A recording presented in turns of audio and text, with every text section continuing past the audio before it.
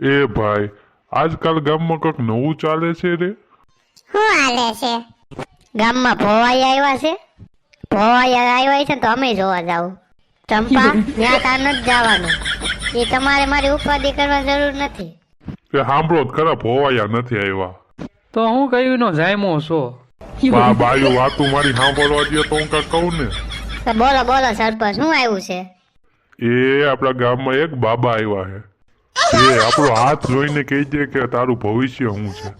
ઓહો, એમાં હું મારું ભવિષ્ય મારી પત્ની જ કહી દે. હું બોલ્યા તમે? કાંઈ નહીં. હાઈ વાસણ હું ઉઠકી એમ હું કહેતો હતો. તો વાંધો નહીં, બાકી મારે કે ઘરે જઈને હામી લેવી જો હે. તમે બે ઘરે બાંધતા હોય તો અહીંયા શું કામ ગામની સભામાં આવ્યા? બોલો ને સરપંચ, શું છે? તો હું એ બાબાને બોલાવું છું. તમારે જે પણ કાંઈ સમસ્યા હોય એ બાબાને તમારે કહી દેવાનું. હા, મોકલો સરપંચ. અલખ નિરંજન, મને દેખાઈ રહ્યું છે કે કોઈના ઘરમાં ઝઘડો થાય છે. બાબા, મારો પતિ સાંભળતો જ નથી. અલખ નિરંજન, જો હું તમને એક મંત્ર આપું છું.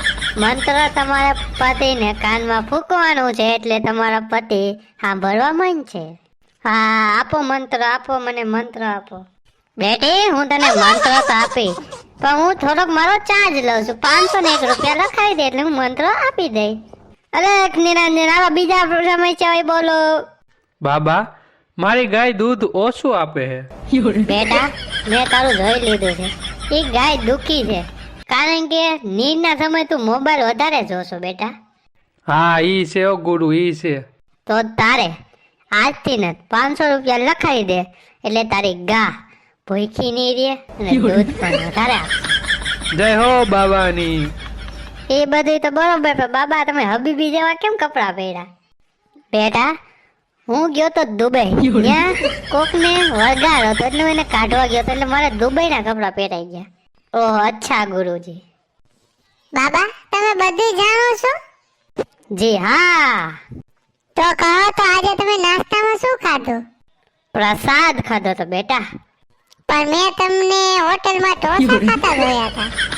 ना होए बच्चा, ना हो, मेरे जरा हम सकल बहुत ढोंगी बाबा रखते हैं.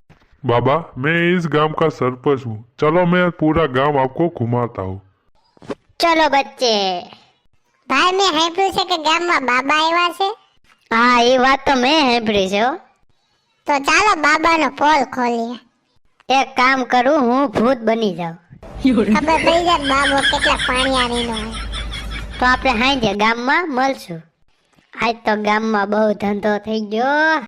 ઓય બાબા, કહાં જા રહે હો? અરે રામ, હું તો સાધુ છું. તો પૈસા કેમ લૂંટે છે? લોકો ભૂતથી બીવે છે, એનો ફાયદો ઉપાડીને આ બધું કરું છું. એ આ તો ભૂત નહોતું. જોયું ને સરપંચ, કેતો તો ને આ ઢોંગી બાબા છે. હા બેટા, મને ગર્વ છે કે તમારા જેવા બાળકો આપણા ગામમાં રહે છે. મને હવે મારું જ ભવિષ્ય દેખાય છે. પોલીસ. હા, તો નીકળ હાલ તારા ભવિષ્યમાં.